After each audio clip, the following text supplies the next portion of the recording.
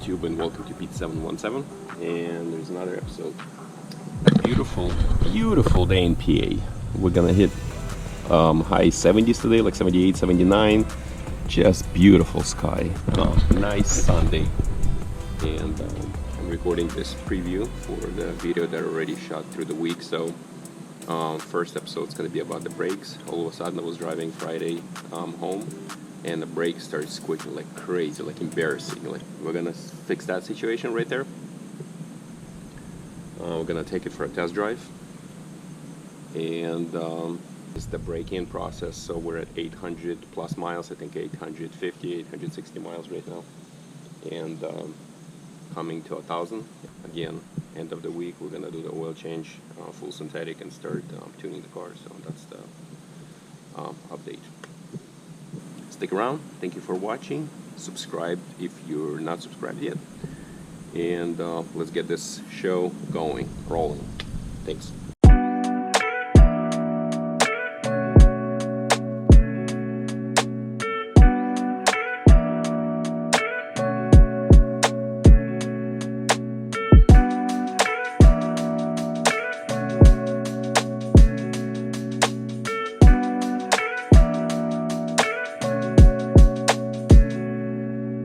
I believe whatever the issue is with the e-brakes, because the pads are in a great shape. I mean, look at that.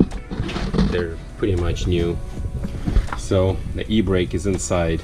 I have to take that out, get the rotor out, and see what's inside. I think squeaking was coming from inside here somewhere. So to get your rotor out, the best thing is there's the two holes in there with the threads. Put your bolts in, and they'll push the disc off. Let's see what's going on here. I mean, what was that squeaking noise all about? I don't know, but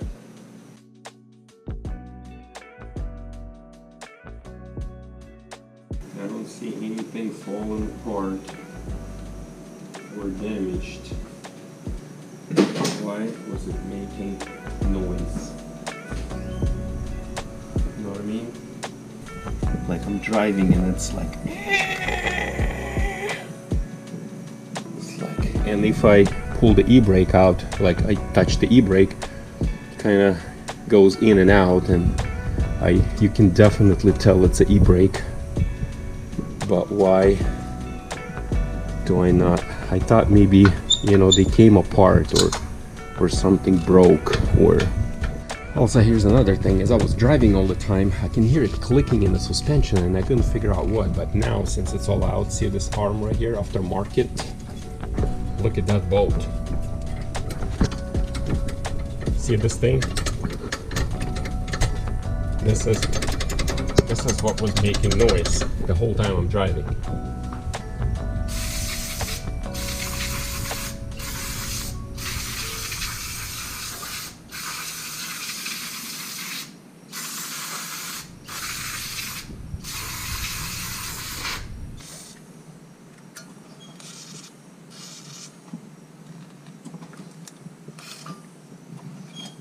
I mean, the brake looks good. I'm just gonna clean some of that oil. I use the metal brush and the sandpaper, sanded down all this surface inside, because yes, this ridge right there, you guys can see the line towards the inside. It was rusted in there from that to the center, from here down, because it wasn't used. So when the pad shifted, it was just scraping on the rusted part and making all that crazy sound that sounded horrible. I mean, it was just embarrassing to drive. But I cleaned it up. I cleaned the brake pads. I with the brake cleaner, lubricated all the points. I think it should be fine for now. I don't think anything else needed. We're just gonna assemble it back and take it for a test drive, and I have to deal with these bolts right here. Figure, my struggle is real. I mean, the brakes are putting together.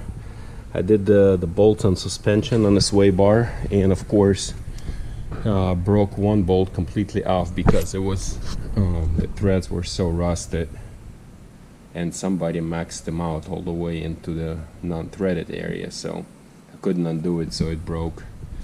So I had to replace it. This guy right there. Oh wow, monsters in there. Hello, hello, hello, hello. Yeah, there you go. All right, there she is. There she is.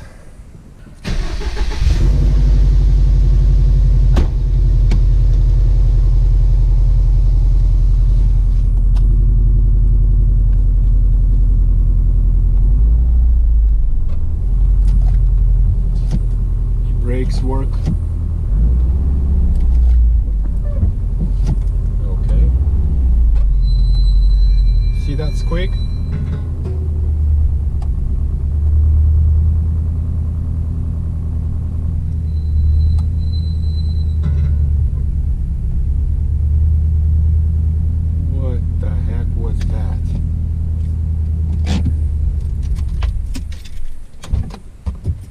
That was not e-brakes.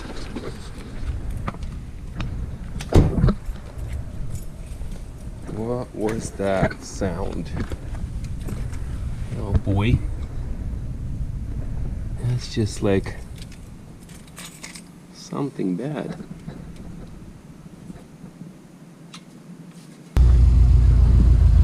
Too far? Which one is The clutch is left. okay, That middle is a brake. If you need to move seat forward.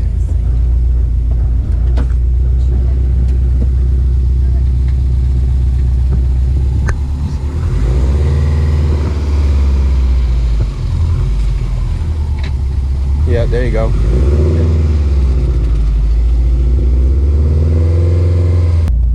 Keep going, just don't. Okay, finally. My wife got stuck. She was gonna turn around. She didn't know how to put it in reverse because you have to do the lockout.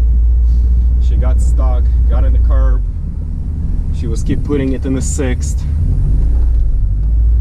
Long story short, I had to go get her because I thought she lost or something. I still hear some kind of squeak. I don't know what that is. I don't know. When it happens again, I'm gonna have to investigate. For now, I don't know. So, you guys are up for a drive with me. Let's see what happens.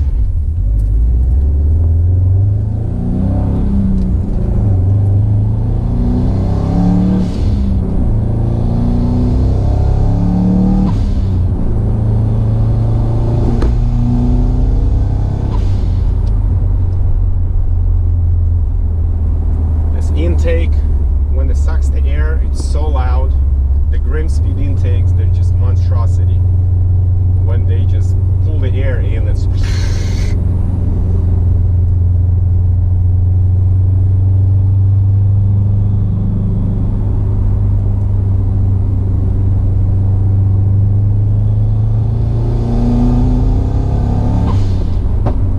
and it backfires. Nice. Anyway, go light and not take a lot of corners.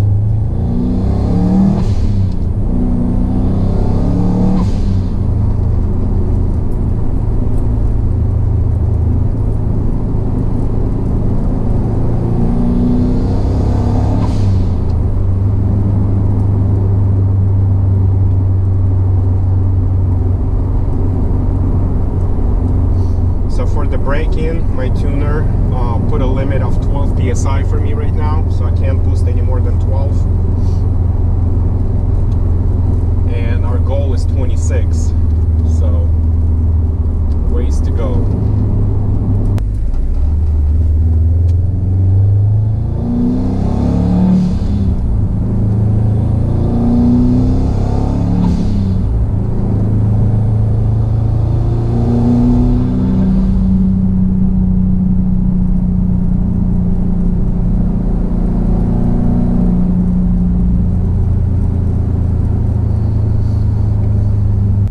what's the story on the break-in? We are at 780, 790, 800 miles. 800 miles and a couple more miles and we'll be at 800.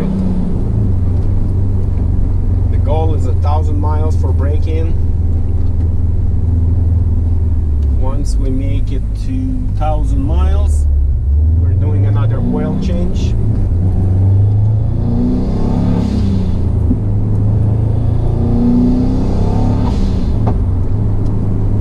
Another oil change, switching to synthetic, and we're gonna start tuning the car. I'm excited and I'm scared at the same time.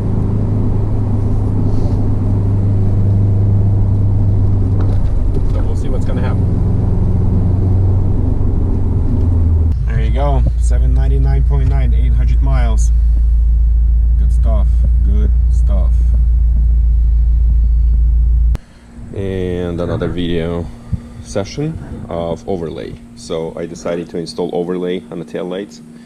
I think all the clearness of it a little bit too blends in too much with the white car. Maybe they stand out nicer on the blue ones or black, but the white with all the clearness, it's a little too much going on in here. So all right, before you start installing anything, you need to wash this area right here, the light and all the surface around it. It needs to be as clean as possible.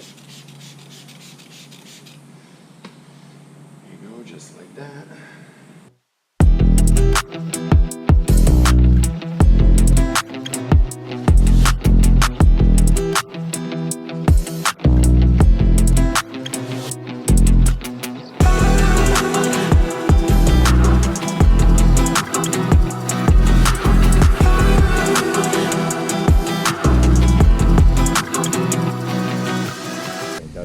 This is going to be a battle because of all there's a little bump in here.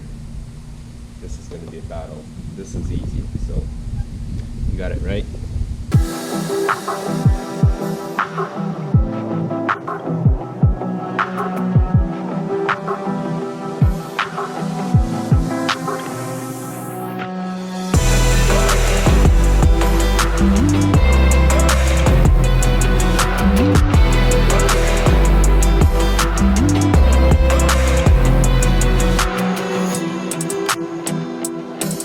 So far, 2 inner lights are done, a lot better.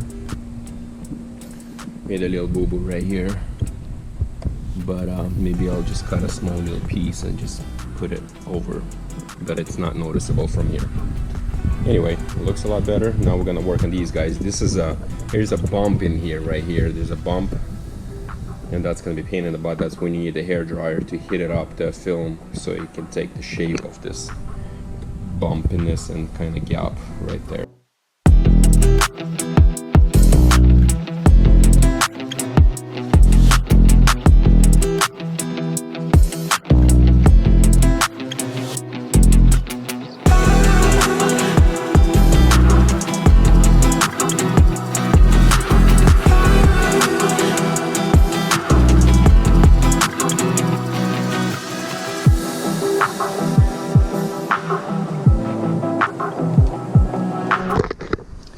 Alright, gonna share the final product with you.